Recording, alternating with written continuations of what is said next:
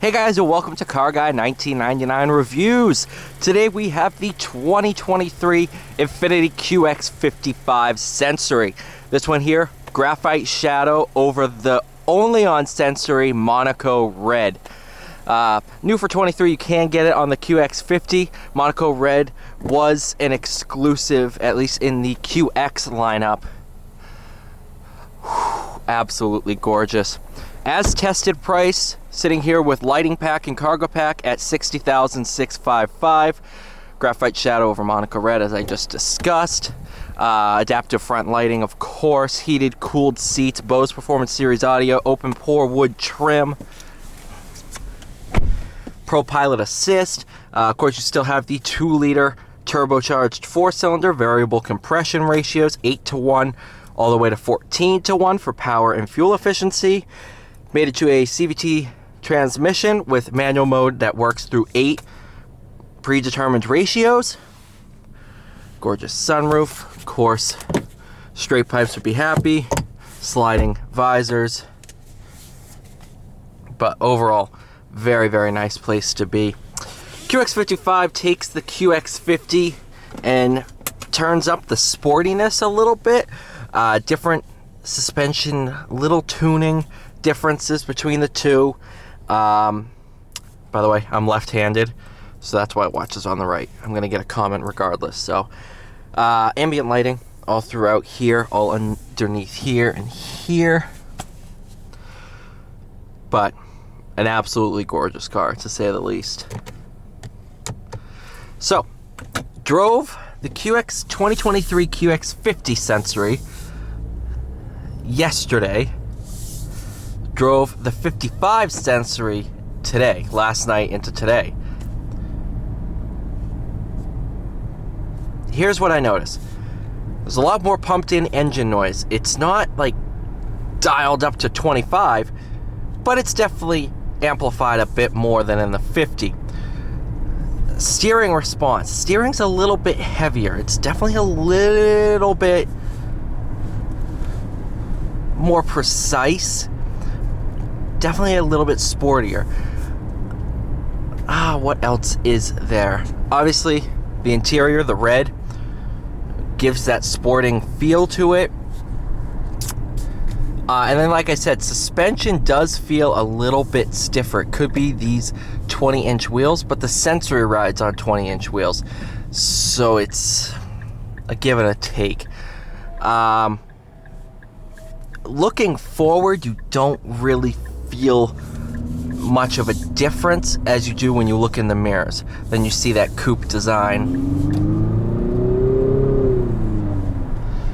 Then you see the coupe design that this has, kind of reminiscent of the BMW X4, the X6, and of course the QX70 of years past.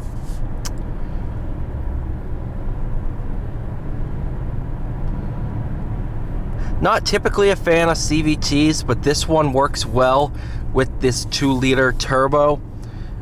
You know, they're both variable. You got variable compression and variable transmission ratios, so they work kind of hand in hand.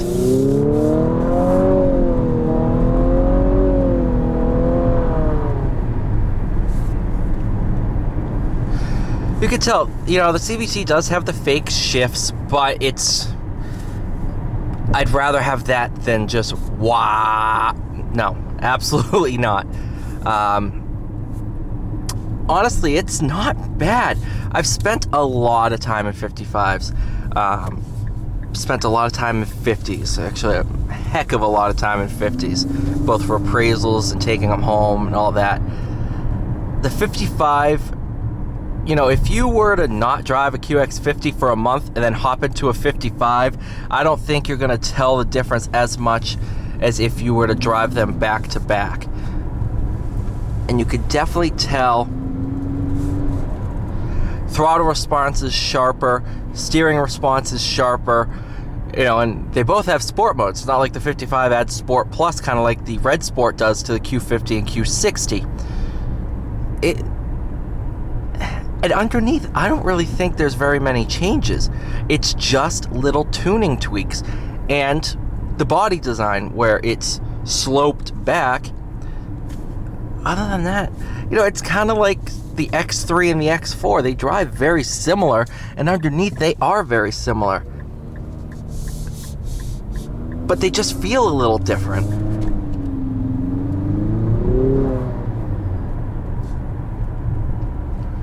One thing I noticed with the QX50, and I've noticed it on these as well, is especially in your manual mode, you roll into throttle, the turbo sounds are very present.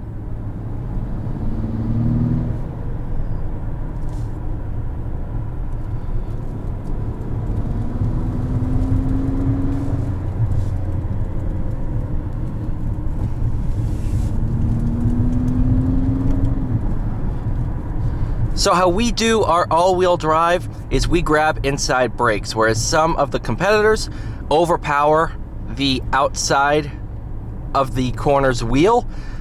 We grab the inside brake. Not only is that more stable in terms of if you were to hit gravel, it kicks it sideways. If you overpower the outside, it's just a little bit, like I said, it's a little bit safer of an approach. And it will cause the car on the edges of grip to kind of break away gradually rather than kick out sideways if you hit gravel. Again, if you drive rear-wheel drive like me, there's sometimes you would want something like that. Oversteer is fun, but at the end of the day, understeer at the limit is much more generally acceptable than oversteer, especially in these kind of cars. Think about it this way. You're on a snowy road, and you're taking, let's say, this corner, and all of a sudden you hit ice.